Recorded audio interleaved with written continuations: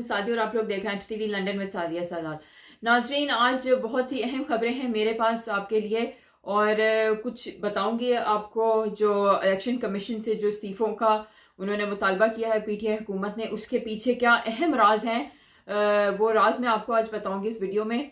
और दूसरा, एक स्टेट बैंक के हवाले से एक बहुत बड़ी चेंजेस ये लेकर आना चाह रहे हैं, वो भी मैं आपको इस वीडियो के अंदर बताऊंगी। बट पहले मेरे आपसे रिक्वेस्ट है कि आप मेरे चैनल को लाइक करें, शेयर करें और सब्सक्राइब करें। जी तो नाज़रीन, जैसे कि मैंने आपको बताया कि इलेक्शन कमीशन से जो इस्तीफों की डिमांड है, ये आखिर इसके पीछे असल कहानी क्या है। तो सबसे पहले तो ये है कि वो फैसल वाडा साहब का जो केस है वो इन्वेस्टिगेट हो रहा है। वो इलेक्शन कमीशन जो है वो इन्वेस्टिगेशन कर रहे हैं, क्योंकि हम जानते हैं कि फैसल वाडा साहब के पास सेनेटर बनने से पहले एक और अवामी ओहदा था, और जिस वक्त उन्होंने उस अवामी ओहदे का हल्फ उठाया तो उस वक्त उनके पास डुअल नेशनैलिटी थी। और उसके बाद वो जब हम देखते हैं कि 3 मार्च को उन्होंने अपना वोट पहले कास्ट किया और उसके बाद जाके रिजाइन कर दिया उस अवामी ओहदे से, और शाम को वो फिर एक सेनेटर बन के एक और अवामी ओहदा उनको मिल गया। तो ये वो वाला केस भी इलेक्शन कमीशन जो है वो उसकी इन्वेस्टिगेशन कर रहा है। जो इससे बड़ा एक खतरनाक केस है वो है डस्का के बाई इलेक्शन का, क्योंकि इलेक्शन कमीशन ने जो डाटा कॉल रिकॉर्ड है वो तलब कर लिया है, और इससे ये पता चल जाएगा कि वो जो 20 प्रिजाइडिंग ऑफिसर्स थे आखिर उनका किसके साथ ताल्लुक था, उन्होंने वो किसके साथ फोन पे बात करते रहे, किसके साथ राब्ता हुआ, और किस तरीके से वो धुंध के अंदर जो है वो गायब हो गए। तो वो जो मौमा है उनके धुंध में गायब हो जाने का वाला, तो वो बहुत अच्छे से तरीके से वो गुत्थी सुलझ जाएगी जैसे ही वो कॉल रिकॉर्ड डाटा निकल आएगा, क्योंकि पता चल जाएगा कि आखिर कौन था जिनके साथ वो ताल्लुक उनका चल रहा था या बातें चल रही थी। तो ये भी इलेक्शन कमीशन ने इसके हवाले से भी अपना फैसला देना है, क्योंकि वो भी इन्वेस्टिगेशन जारी है। अच्छा, अब आते हैं हम जो तीसरा एक अहम है जो कि बहुत ही खतरनाक है, वो है जी इलेक्शन कमीशन जो है वो रिपोर्ट इन्वेस्टिगेशन कर रही है फॉरेन फंडिंग केस के हवाले से। और हम जानते हैं कि जो अकबर बाबर है पीटीआई के जो पहले जो शामिल भी थे वहां पे पीटीआई की पार्टी के अंदर, उन्होंने ये केस दायर किया और उन्होंने बताया कि तकरीबन कोई 3 दर्जन अकाउंट ऐसे हैं जिसमें पीटीआई को फॉरेन फंडिंग वसूल हुई है।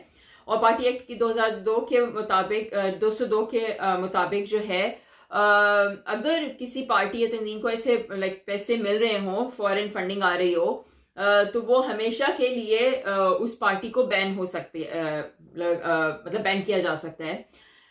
और यही वजह है हम देखते। और एक और जो इंतहाई इंटरेस्टिंग जो इसके अंदर मैं कहती हूँ पेशरफ्त हुई है वो ये है कि इसी पीटीआई के पुराने रहनुमा और हमारे वजीर आजम के बहुत करीबी दोस्त भी, जो कि यूके में रिहाइश पजीर है, उन्होंने कुछ बहुत ही ठोस शवाहिद जो हैं वो इलेक्शन कमीशन को जमा करा दिए हैं। और इन शवाहिद की रोशनी में तो डेफिनेटली हम सब जानते हैं कि क्या फैसला हो सकता है। यही वजह है कि इन्होंने हम देखते हैं कि इमरान खान ने सुप्रीम कोर्ट से भी जो में भी ये केस अपना दायर कर दिया, और उन्होंने कहा है कि जो मेरी प्ली है वो जल्दी सुनी जाए, 18 मार्च को सुनी जाए इलेक्शन कमीशन के हवाले से।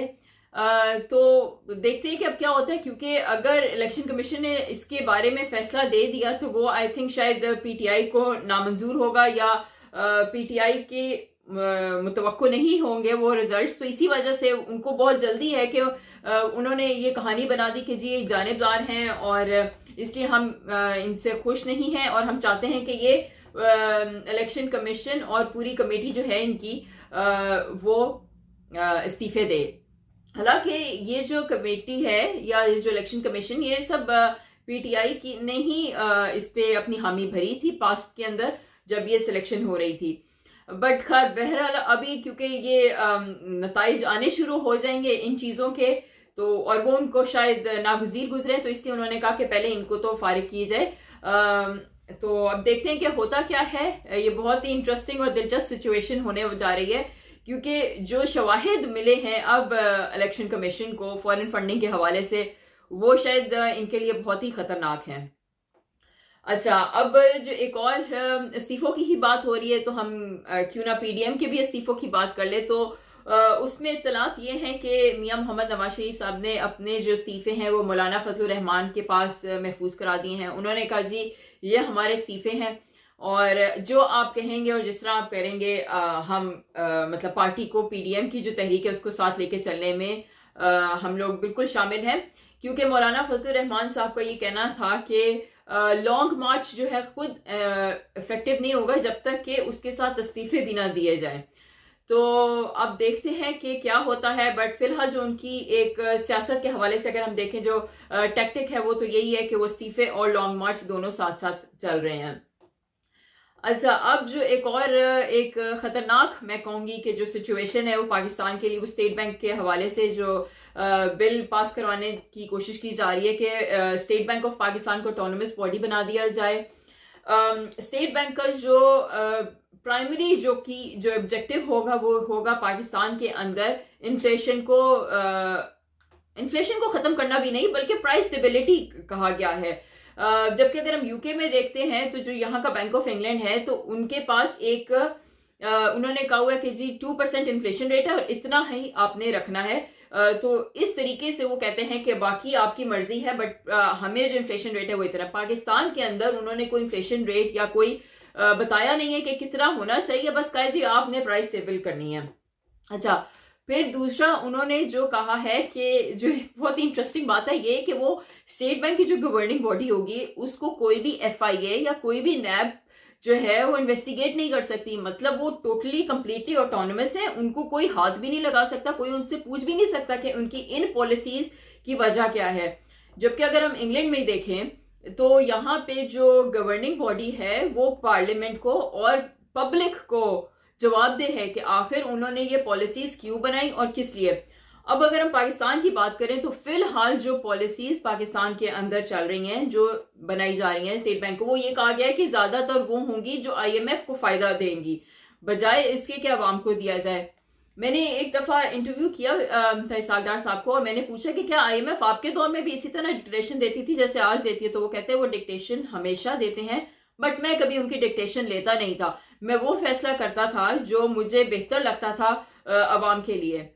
तो अभी जो इन्होंने जैसे आईएमएफ ने उन्होंने कहा है कि आपने अपना रेपो रेट ज्यादा करना है, आपने इलेक्ट्रिसिटी के ऊपर टैरिफ्स बढ़ा देने हैं और आपने टैक्स ज्यादा लगाने हैं। तो ये वो चीजें हैं जो आईएमएफ ने कही हैं और ये हमारी जो हुकूमत है ये मानने के लिए तैयार है। वो क्योंकि जो उनको 6 बिलियन का जो बेल आउट पैकेज है वो उन्होंने लेना है। बट अब देखते हैं कि क्या होता है। काफी गंभीर सी सिचुएशन है बट आई थिंक ये बहुत ही सोच समझ के करना चाहिए और स्टेट बैंक को वो बिल्कुल ऑटोनमस बना रहे हैं कि वो बिल्कुल फाइनेंस मिनिस्टर के अंदर नहीं आएगी। तो देखते हैं अब आगे क्या सिचुएशन होती है, बट फिलहाल के लिए इतना ही। मेरी अगली वीडियो तक के लिए अपना बहुत सा ख्याल रखिएगा। पाकिस्तान पाइंदाबाद।